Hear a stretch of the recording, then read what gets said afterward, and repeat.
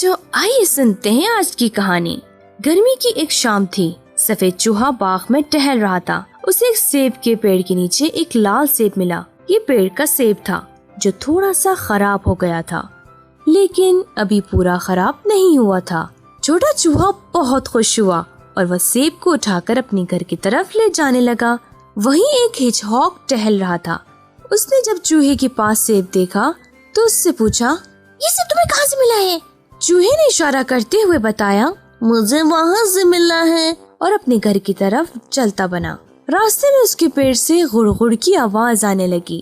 اسے بھوک کا احساس ہوا۔ چوہے نے دل ہی دل میں کہا، ارے تم اپنے پیٹ بھرنا چاہتے ہو اور وہ بیچارہ ہیج ہاگ بھوکا رہے گا، یہ اچھی بات نہیں ہے۔ چوہے نے دھیرے سے اپنے پیٹ پر ہاتھ مارا اور بولا، ہوں۔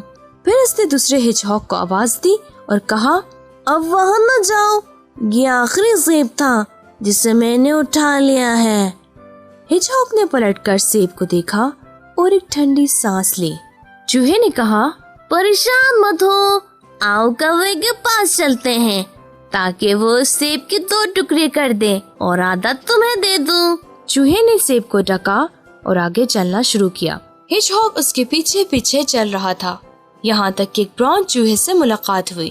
براؤن چوہے نے ہیج ہاگ سے پوچھا، یہ سیب تمہیں کہاں سے ملا ہے؟ ہیج ہاگ نے سیب کے پیڑ کی طرف اشارہ کرتے ہوئے کہا، وہاں سے۔ براؤن چوہا تیزی سے پیڑ کی طرف لپکا۔ سفید چوہے نے ہیج ہاگ کی طرف ٹیڑھی نظروں سے دیکھتے ہوئے کہا، ہاں، کیا تم یہ چاہتے ہو کہ ہمارا پیٹ بھر جائے اور براؤن چوہا بھوکا رہ جائے؟ اور پھر اس نے براؤن چوہے کو آواز دی، آپ وہاں نہ جاؤ، یہ آخری سیب تھا جسے میں نے اٹھا لیا ہے۔ براؤن چوہے نے پلٹ کر سیب کو دیکھا اور ایک ٹھنڈی سانس لی۔ سفید چوہے نے کہا، پریشان مت ہو، آؤ کوے کے پاس چلتے ہیں تاکہ سیب کے 3 ٹکڑے کر سکے اور ایک حصہ تمہیں دے دوں۔ سفید چوہے نے پھر سے سیب کو ڈھکا۔ ہیج ہاگ اور براؤن چوہے نے بھی پیچھے پیچھے چلنا شروع کیا، یہاں تک کہ کوے کے پاس پہنچ گئے۔ سفید چوہے نے کوے سے کہا، کوے، کیا تم اپنی ٹونچ سے اس سیب کے 4 حصے کر سکتے ہو؟ ہیج ہاگ نے پوچھا، 4 حصے کیوں؟ ہم تو صرف 3 ہی ہیں۔ سفید چوہا ناراض تو ہوا، لیکن اس نے جواب نہیں دیا۔ کوے نے سیب کے 4 حصے کیے۔ سفید چوہے نے ایک حصہ کوے کو دیا، ایک ہیج ہاگ کو دیا اور ایک حصہ براؤن چوہے کو دیا، اور ایک حصہ خود اپنے لے لیا اور اپنے گھر کی طرف چل پڑا۔ جب رات ہوئی تو سفید چوہے نے اپنے حصے کے سیب سے تھوڑا سا سیب اپنی پڑوسی چونٹیوں کو دیا اور باقی خود کھا کر لیٹ گیا۔ اس نے اپنے آپ سے کہنا شروع کیا، نہیں معلوم مجھے آج اتنی خوشی کیوں محسوس ہو رہی ہے، ایسا لگ رہا ہے کہ میں نے ڈھیر سارے اچھے کام کیے ہیں، لیکن میں نے تو صرف ایک ہی سیب دوسروں کے ساتھ بانٹ کر کھایا ہے۔ سفید چوہے کو اس لال سیب کی باقی کہانی معلوم نہیں تھی۔ ادھر ہیج ہاگ اور اس کے فیملی نے جب سیب کھایا تو سفید چوہے کے لیے دعا کرتے ہوئے کہا، اے اللہ، سفید چوہے کو خوشی عطا کر۔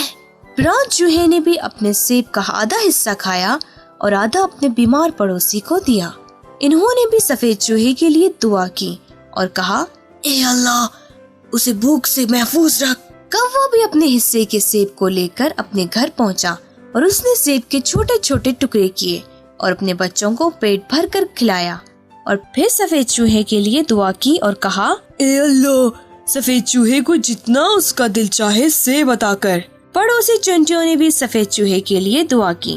سفید چوہے کو یہ ساری باتیں نہیں معلوم تھی، لیکن اسے بہت ہی زیادہ خوشی کا احساس ہو رہا تھا، اور اس نے دل ہی دل میں کہا کہ میں سیب کا پیچ لگاؤں گا تاکہ ہمارے گھر کے قریب بھی ایک سیب کا پیڑ ہو، تاکہ جتنا بھی ہو سکے میں تازے اور لال سیب سب کو بانٹ سکوں۔ جی پیارے بچوں، اس خوبصورت کہانی سے ہمیں یہ سیکھنے کو ملتا ہے کہ جب ہم کوئی نیکی کرتے ہیں ہمیں اس سے خوشی ملتی ہے اور سکون ملتا ہے، اور سبھی لوگ ہمارے لیے دعا کرتے ہیں۔ ساتھ ہی یہ بھی سیکھتے ہیں کہ ہمیں اپنی چیزیں دوسروں کے ساتھ مل بانٹ کر استعمال کرنا چاہیے۔